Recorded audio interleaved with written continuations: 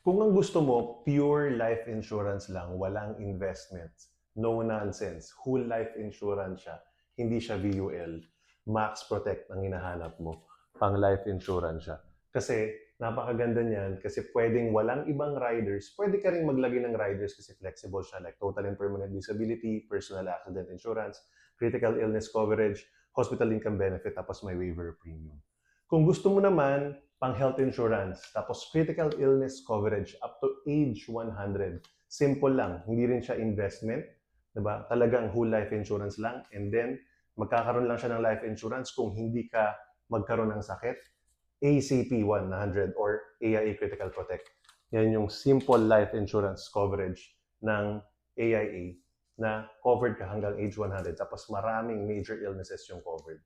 Kung gusto mo pa naman, up to 3 times yung pwede mo maging claim for multiple illness groups. Tapos kapag cancer, up to 2 times pwede kang mag-claim. Tapos meron siyang coverage for ICU confinement. Meron din siya for emerging conditions like benign tumor na kailangan ng surgery. ACP Plus yung hinahanap mo. Kasi mas in-enhance siya na ACP. Of course, mas mahalan siya ng konti, mga 30 to 40% higher. Kasi up to 3 times naman yung pwede maging claim. Kung naman gusto mo long-term savings, VUL ang hinahanap mo, tapos may, siguro naka-invest siya ng konti, diba? Tapos maliit lang yung life insurance para makaipon ka and then withdrawin mo in the future, maybe after 10, 15 years, 20 years. Goals Protect yun. So ilalagay natin siya sa long-term savings, hindi pa rin siya investment, no? Yung Goals Protect na yan. Now, kung gusto mo rin naman VUL, pero malaki naman yung insurance, no? Maliit lang yung napupunta sa investment or savings, pwede rin dun si Goals Protect.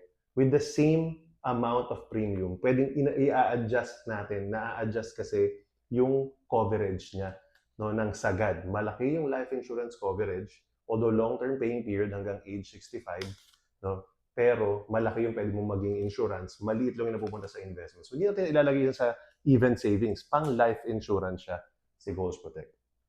Now, kung gusto mo naman ng endowment plan, pang savings talaga, maghuhulog ka ngayon, tapos in the future, meron kang mga matatanggap na pera, guaranteed yung payouts mo. Pwede rin itong pamana sa mga anak or sa apo. No? Kasi hanggang age 100 ng insured ang payout. Yun yung A+ signature. Every 2 years, may matatanggap ka na payout. Guaranteed dyan, starting at the end of year 6. Now, kung gusto mo naman na hindi lang age 100 ang maturity, may matatanggap kang lump sum na mas maaga at age 80 at 90 para during old age may pang-fund ka for yourself as well. Hindi na lang siya basta pamana sa ibang tao, may-enjoy mo rin siya. And at the same time, pwedeng maglagay ng mga different riders, pwedeng maglagay ng pang-critical illness, ng health hospital income benefit, pwede rin yon. Si Platinum Secure. Mas in-enhance siya na A+ signature, binigyan siya ng mas maagang payout dun sa bandang dulo, although ang payout niya starts at at the end of year 8. Every 2 years din siya. Now, kung gusto mo naman, ikaw talaga yung magbe-benefit ng buong perang hinulog mo, hindi siya pamana para sa iba. Diba? Of course, meron din siyang insurance coverage, but mainly, matatanggap mo ng lump sum at age 65 or 20 years from now. No? Depende dun sa variant ng product. Ang hinahanap mo is Ascend. Si Ascend, every year ang payout starting at the age of the end of year 6. Tuloy-tuloy yan hanggang end of year 20 or hanggang age 65.